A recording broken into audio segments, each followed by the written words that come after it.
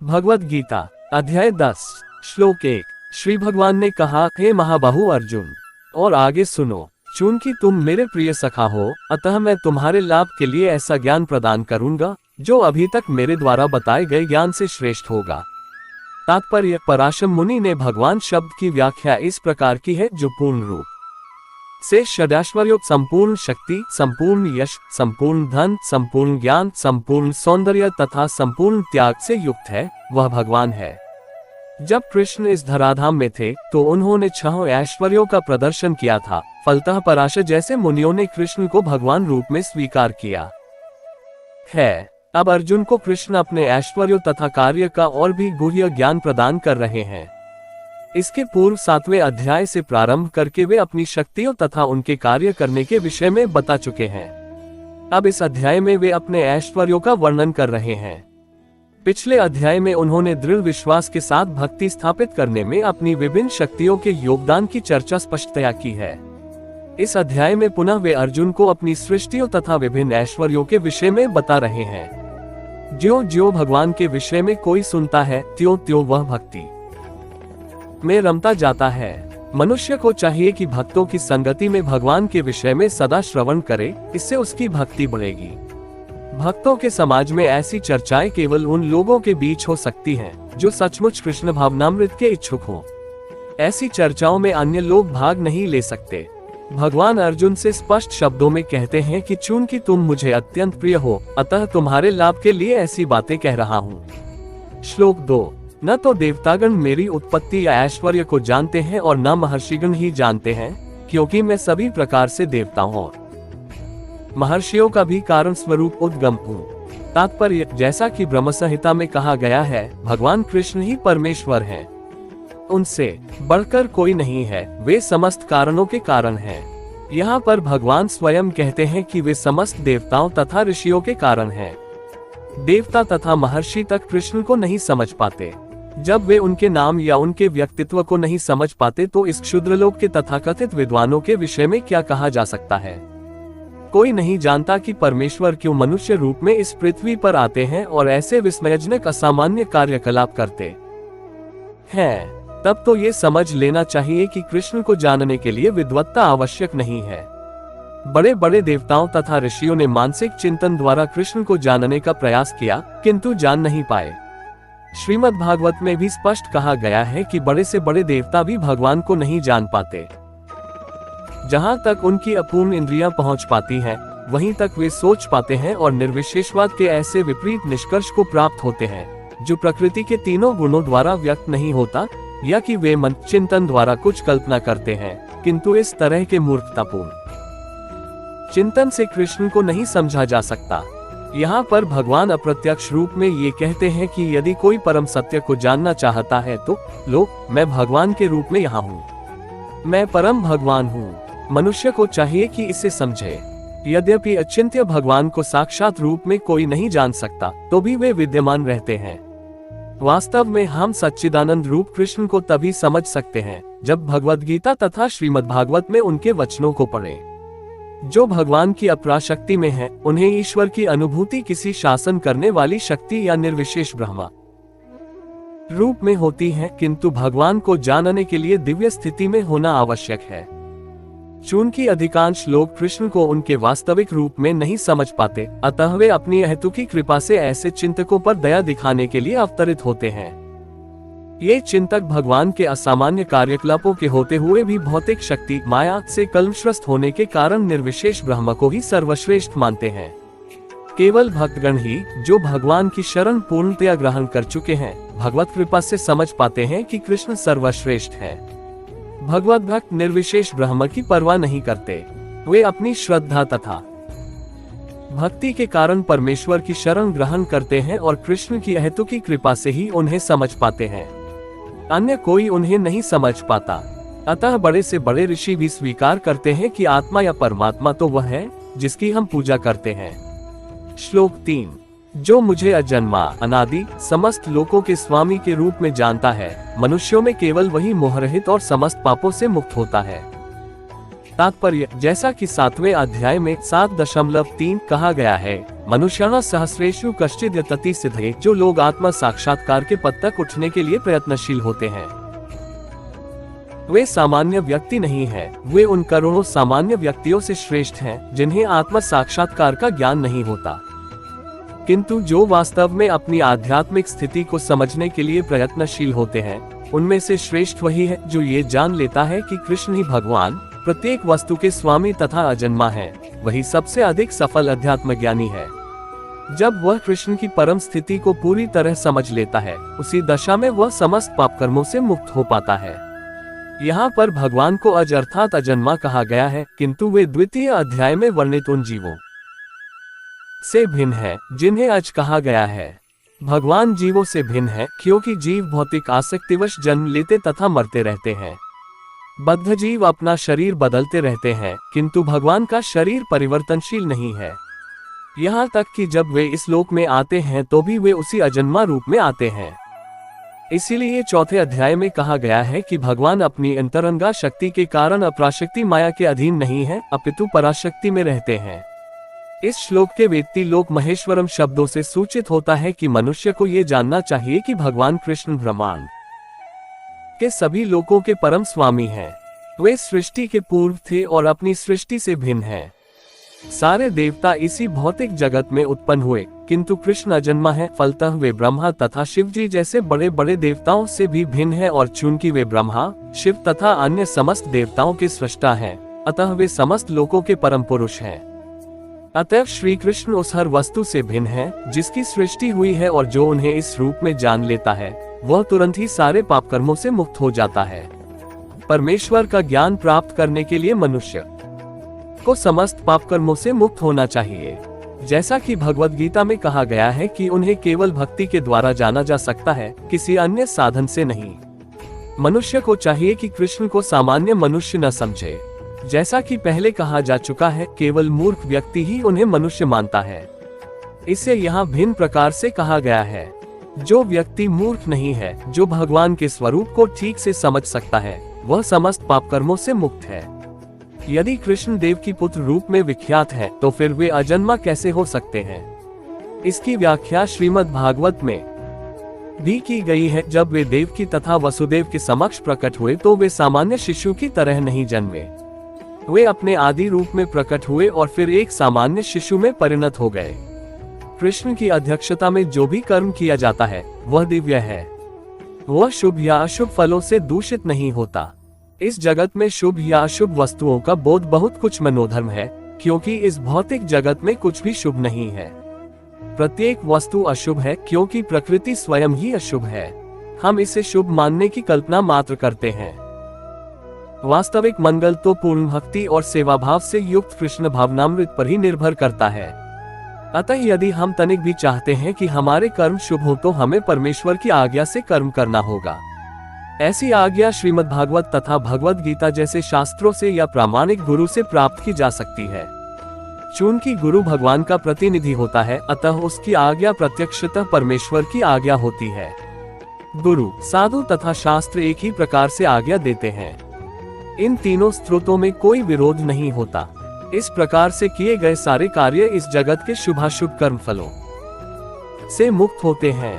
कर्म संपन्न करते हुए भक्त की दिव्य मनोवृत्ति वैराग्य की होती है, जिसे संन्यास कहते हैं। जैसा कि भगवद गीता के 6 अध्याय के प्रथम श्लोक में कहा गया है कि जो भगवान का आदेश मानकर कोई कर्तव्य करता है और जो अपने कर्मफलों की शरण ग्रहण नहीं करता, अनाश्रित कर्मफलम, वही असली सन्यासी है। जो भगवान के निर्देशानुसार कर्म करता है, वास्तव में सन्यासी तथा योगी वही है, केवल सन्यासी या छद्म योगी के वेश में रहने वाला व्यक्ति नहीं। श्लोक 4-5 बुद्धि, ज्ञान, संशय तथा मोह से मुक्ति, क्षमा भाव, सत्यता, इंद्रिय निग्रह, मन निग्रह, सुख तथा दुख, जन्म, मृत्यु, भय, अभय, अहिंसा, समता, तुष्टि, तप, दान, यश तथा अपयश, जीवों के ये विविध गुण मेरे ही द्वारा उत्पन्न हैं। तात्पर्य, जीवों के अच्छे या बुरे गुण कृष्ण द्वारा उत्पन्न है और यहाँ पर उनका वर्णन किया गया है। बुद्धि का अर्थ है निरीक्षीर विवेक करने वाली शक्ति और ज्ञान का अर्थ है आत्मा तथा पदार्थ को जान लेना। विश्वविद्यालय की शिक्षा से प्राप्त सामान्य ज्ञान मात्र पदार्थ से संबंधित होता है, यहाँ इसे ज्ञान नहीं स्वीकार किया गया है। ज्ञान का अर्थ है आत्मा तथा भौतिक पदार्थ के अंतर को जानना। आधुनिक शिक्षा में आत्मा के विषय में कोई ज्ञान नहीं दिया जाता, केवल भौतिक तत्वों तथा शारीरिक आवश्यकताओं पर ध्यान दिया जाता है। फलस्वरूप शैक्षिकी ज्ञान पूर्ण नहीं है। असमोह अर्थात संशय तथा मोह से मुक्ति तभी प्राप्त हो सकती है जब मनुष्य झिझकता नहीं और दिव्य दर्शन को समझता है। वह धीरे धीरे निश्चित रूप से मोह से मुक्त हो जाता है। हर बात को सतर्कता पूर्वक ग्रहण करना चाहिए, आंख मूंद कर कुछ भी स्वीकार नहीं करना चाहिए। क्षमा का अभ्यास करना चाहिए। मनुष्य को सहिष्णु होना चाहिए और दूसरों के छोटे छोटे अपराध क्षमा कर देना चाहिए। सत्यम का अर्थ है कि तथ्यों को सही रूप में अन्यों के लाभ के लिए प्रस्तुत किया जाए। तथ्यों को तोड़ना मरोड़ना नहीं चाहिए। सामाजिक प्रथा के अनुसार कहा जाता है कि वही सत्य बोलना चाहिए जो अन्यों को प्रिय लगे, किंतु ये सत्य नहीं है। सत्य को सही सही रूप में बोलना चाहिए जिससे दूसरे लोग समझ सके कि सच्चाई क्या है। यदि कोई मनुष्य चोर है और यदि लोगों को सावधान कर दिया जाए कि अमुक व्यक्ति चोर है तो ये सत्य होता है, किंतु सत्य कहने में संकोच नहीं करना चाहिए। सत्य की मांग है कि तथ्यों को यथारूप में लोकहित के लिए प्रस्तुत किया जाए। यही सत्य की परिभाषा है। दमा का अर्थ है कि इंद्रियों को व्यर्थ के विषय भोग में न लगाया जाए। इंद्रियों की समुचित आवश्यकताओं की पूर्ति का निषेध नहीं है, किंतु अनावश्यक इंद्रिय भोग आध्यात्मिक उन्नति में बाधक है। फलतः इंद्रियों के अनावश्यक उपयोग पर नियंत्रण रखना चाहिए। इसी प्रकार मन पर भी अनावश्यक विचारों के विरुद्ध संयम रखना चाहिए। इसे शम कहते हैं। मनुष्य को चाहिए कि धन अर्जन के चिंतन में ही सारा समय न गंवाए। ये चिंतन शक्ति का दुरुपयोग है। मन का उपयोग मनुष्यों की मूल आवश्यकताओं को समझने के लिए किया जाना चाहिए और उसे ही प्रमाण पूर्वक प्रस्तुत करना चाहिए। शास्त्र मर्मज्ञों साधु पुरुषों, गुरुओं तथा महान विचारकों की संगति में रहकर विचार शक्ति का विकास करना चाहिए। जिस प्रकार से कृष्ण भावनामृत के आध्यात्मिक ज्ञान के अनुशीलन में सुविधा हो वही सुखम है, इसी प्रकार दुखम वह है जिससे कृष्ण भावनामृत के अनुशीलन में असुविधा हो। जो कुछ कृष्ण भावनामृत के विकास के अनुकूल हो उसे स्वीकार करे और जो प्रतिकूल हो उसका परित्याग करे। भाव अर्थात जन्म का संबंध शरीर से है। जहाँ तक आत्मा का प्रश्न है वह न तो उत्पन्न होता है न मरता है। इसकी व्याख्या हम भगवद गीता के प्रारंभ में ही कर चुके हैं। जन्म तथा मृत्यु का संबंध इस भौतिक जगत में शरीर धारण करने से है। भय तो भविष्य की चिंता से उद्भूत है। कृष्ण भावनामृत में रहने वाला व्यक्ति कभी भयभीत नहीं होता, क्योंकि वह अपने कर्मों के द्वारा भगवत धाम को वापस जाने के प्रति आश्वस्त रहता है। फलस्वरूप उसका भविष्य उज्जवल होता है। किंतु अन्य लोग अपने भविष्य के विषय में कुछ नहीं जानते, उन्हें इसका कोई ज्ञान नहीं होता कि अगले जीवन में क्या होगा। फलस्वरूप वे निरंतर चिंताग्रस्त रहते हैं। यदि हम चिंतामुक्त होना चाहते हैं तो सर्वोत्तम उपाय यह है कि हम कृष्ण को जाने तथा कृष्ण भावनामृत में निरंतर स्थित रहें। इस प्रकार हम समस्त भय से मुक्त रहेंगे। श्रीमद् भागवत में 11.2.37 कहा गया है, भयम द्वितीयाभिनिवेशितः स्यात्। भय तो हमारे मायापाश में फंस जाने से उत्पन्न होता है, किंतु जो माया के जाल से मुक्त हैं, जो आश्वस्त हैं कि वे शरीर नहीं अपितु भगवान के आध्यात्मिक अंश हैं और जो भगवत भक्ति में लगे हुए हैं, उन्हें कोई भय नहीं रहता। उनका भविष्य अत्यंत उज्जवल है। ये भय तो उन व्यक्तियों की अवस्था है जो कृष्ण भावनामृत में नहीं है। अभयम तभी संभव है जब कृष्ण भावनामृत में रहा जाए। अहिंसा का अर्थ होता है कि अन्यों को कष्ट न पहुंचाया जाए। जो भौतिक कार्य अनेकानेक राजनीतिज्ञों, समाजशास्त्रियों, परोपकारियों आदि द्वारा किए जाते हैं, उनके परिणाम अच्छे नहीं निकलते, क्योंकि राजनीतिज्ञों तथा परोपकारियों में दिव्य दृष्टि नहीं होती। वे यह नहीं जानते कि वास्तव में मानव समाज के लिए क्या लाभप्रद है। अहिंसा का अर्थ है कि मनुष्यों को इस प्रकार से प्रशिक्षित किया जाए कि इस मानवदेह का पूरा पूरा उपयोग हो सके। मानवदेह आत्मा साक्षात्कार के हेतु मिला है। अतः ऐसी कोई संस्था या संघ जिससे उद्देश्य की पूर्ति में प्रोत्साहन न हो, मानवदेह के प्रति हिंसा करने वाला है। जिससे मनुष्यों के भावी आध्यात्मिक सुख में वृद्धि हो, वही अहिंसा है। समता से राग द्वेष से मुक्ति द्योतित होती है। ना तो अत्यधिक राग अच्छा होता है और न अत्यधिक द्वेष ही। इस भौतिक जगत को राग द्वेष से रहित होकर स्वीकार करना चाहिए। जो कुछ कृष्ण भावनामृत को संपन्न करने में अनुकूल हो उसे ग्रहण करे और जो प्रतिकूल हो उसका त्याग कर दे। यही समता है। कृष्ण भावनामृत युक्त व्यक्ति को न तो कुछ ग्रहण करना होता है न त्याग करना होता है। उसे तो कृष्ण भावनामृत संपन्न करने में उसकी उपयोगिता से प्रयोजन रहता है। तुष्टि का अर्थ है कि मनुष्य को चाहिए कि अनावश्यक कार्य करके अधिकाधिक वस्तुएं एकत्र करने के लिए उत्सुक न रहे। उसे तो ईश्वर की कृपा से जो प्राप्त हो जाए उसी से प्रसन्न रहना चाहिए। यही तुष्टि है। तपस का अर्थ है तपस्या।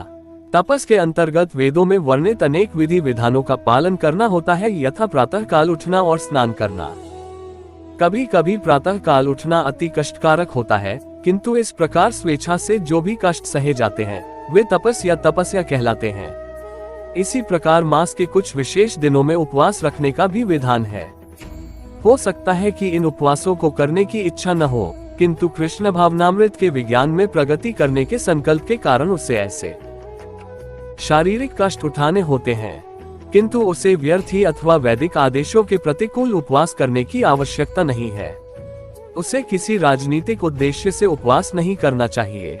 भगवद गीता में इसे तामसी उपवास कहा गया है तथा किसी भी ऐसे कार्य से जो तमोगुण या रजोगुण में किया जाता है आध्यात्मिक उन्नति नहीं होती, किंतु सतोगुण में रहकर जो भी कार्य किया जाता है वह समुन्नत बनाने वाला है। अतः वैदिक आदेशों के अनुसार किया गया उपवास आध्यात्मिक ज्ञान को समुन्नत बनाता है। जहाँ तक दान का संबंध है, मनुष्य को चाहिए कि अपनी आय का 50% किसी शुभ कार्य में लगाए। और यह शुभ कार्य है क्या? ये है कृष्ण भावनामृत में किया गया कार्य। ऐसा कार्य शुभ ही नहीं अपितु सर्वोत्तम होता है। चूंकि कृष्ण अच्छे हैं इसीलिए उनका कार्य निमित्त भी अच्छा है, अतः दान उसे दिया जाए जो कृष्ण भावनामृत में लगा हो। वेदों के अनुसार ब्राह्मणों को दान दिया जाना चाहिए। ये प्रथा आज भी चालू है, यद्यपि इसका स्वरूप वह नहीं है जैसा कि वेदों का उपदेश है। फिर भी आदेश यही है कि दान ब्राह्मणों को दिया जाए। वह क्यों? क्योंकि वे आध्यात्मिक ज्ञान के अनुशीलन में लगे रहते हैं। ब्राह्मण से यह आशा की जाती है कि वह सारा जीवन ब्रह्म जिज्ञासा में लगा दे। ब्रह्म जानातीति ब्राह्मण, जो ब्रह्म को जाने वही ब्राह्मण है। इसीलिए दान ब्राह्मणों को दिया जाता है, क्योंकि वे सदैव आध्यात्मिक कार्य में रत रहते हैं और उन्हें जीविकोपार्जन के लिए समय नहीं मिल पाता। वैदिक साहित्य में सन्यासियों को भी दान दिए जाने का आदेश है। सन्यासी द्वार द्वार जाकर भिक्षा मांगते हैं। वे धनार्जन के लिए नहीं अपितु प्रचारार्थ ऐसा करते हैं। वे द्वार द्वार जाकर गृहस्थों को अज्ञान की निद्रा से जगाते हैं।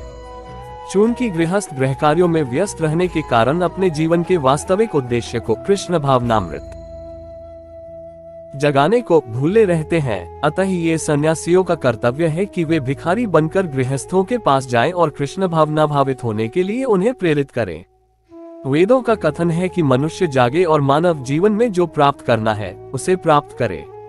सन्यासियों द्वारा ये ज्ञान तथा विधि वितरित की जाती है, अतः सन्यासी को ब्राह्मणों को तथा इसी प्रकार के उत्तम कार्यों के लिए दान देना चाहिए, किसी सनक के कारण नहीं। यशस भगवान चैतन्य के अनुसार होना चाहिए।